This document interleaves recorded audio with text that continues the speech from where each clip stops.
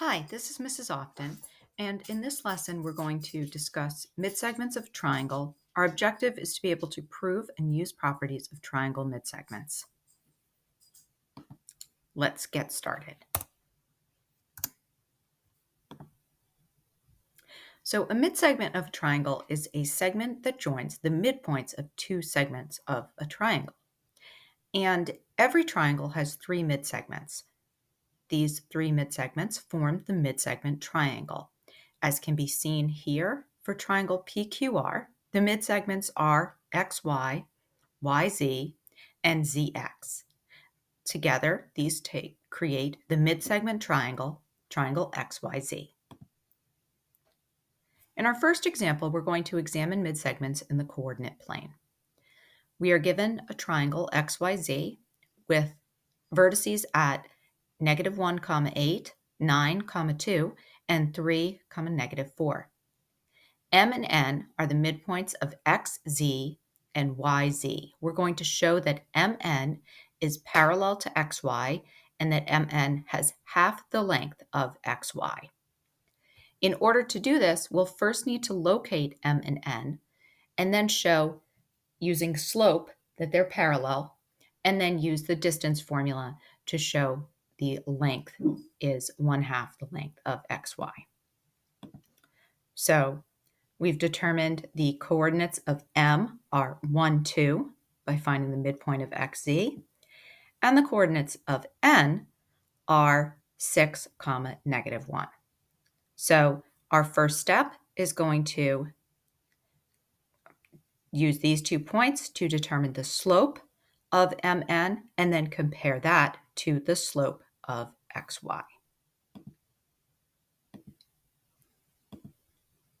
The slope of MN is -3/5. Using the slope formula, we calculate the slope of XY to also be -3/5. Since the slopes are the same, MN is parallel to XY. Now, let's use the distance formula to compare the lengths of MN and XY. We can see from the distance formula that MN has a length of square root of 34. Now, since we're just comparing the lengths and this isn't an application problem, we don't need to change this to a decimal, and it is in reduced radical form. Determining the length of xy, we see that it is equal to 2 times the square root of 34. Since the square root of 34 is half the length of 2 times the square root of 34, mn is equal to 1/2 of xy. This relationship is true for the three midsegments of every triangle, and this is the triangle midsegment theorem. It says the midsegment of a triangle is parallel to a side of the triangle, and its length is half the length of that side to which it is parallel. Now we can prove this using a coordinate proof. So let's place our triangle strategically. So one vertex is at the origin, and another vertex is along the x-axis. Also, to make things a little bit easier for ourselves, we've used 2a, 2b, and 2c to show the coordinates of the remaining vertices, or the remaining coordinates. Now, by the midpoint formula, M, the midpoint of PQ, has coordinates AB, and N, the midpoint of QR, has coordinates A plus C, comma B. You'll notice the slope of PR is equal to 0. It is a horizontal line. Similarly, MN is a horizontal line, and its slope is therefore also 0. Therefore, the lines are parallel to each other. The segments are parallel to each other. By the distance formula, the length of PR is 2c. Using the distance formula for MN yields c as the length. C is half of 2c, and therefore mn is half the length of PR. So since the slopes are equal, the segments are parallel, and by inspection, we can see that mn is half the length of PR. Using the triangle midsegment theorem, we can find the measure of BD in the following diagram. BD is parallel to AE. It is the midsegment associated with AE. And so by the midsegment theorem, we can write that BD is equal to 1/2 AE. We'll substitute 17 for AE and simplify to see that the length of BD is 8 5/10.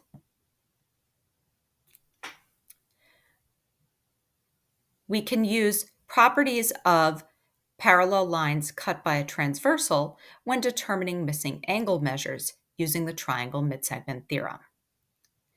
Here, we are asked to find the measure of CBD, seen right here. And you'll notice that DF is the midsegment associated with side AC. So that means that BD is acting as a transversal here. So DF is parallel to CA. The measure of CBD must be equal to the measure of BDF by PAI. Therefore, the measure of CBD must also be 26 degrees. Now, in this, we have someone who is able to estimate the distance across the base of the volcano, that length AE, to be 1,550 meters. Now, if Anna is correct, what is the distance between H and F? Please remember you want to be sure to include units in your answer here. So your answer is going to be reported in meters. Again, you want to note that we know that HF is a midsegment because I have congruent segments at AH and HG. Those are congruent, and FG is congruent to FE. So this is definitely a midsegment. HF is therefore half the length of AE. We'll substitute 1550 for AE and simplify to obtain 775 meters for HF. And just a quick quiz here. We want to find the value of n. Remember that n plus 14 is equal to 1/2 of 3n plus 12. It might be easier to think of that as twice the value of the quantity n plus 14 is equal to 3n plus 12. We also here are asked to find the perimeter of the midsegment triangle, and we are given some information about some side lengths here. So why don't you pause the video for a minute, make sure that you can answer these, and then we'll check our answers. So the value of n is 16, and you can see that we get 30 and 60 there for our segment lengths. And the midsegment triangle has a perimeter of 11 5/10 units. This is 3 for a length, xz is 4, and xy is 4.5. Hope you found this video valuable, and I'll look forward to talking to you soon. Have a great day.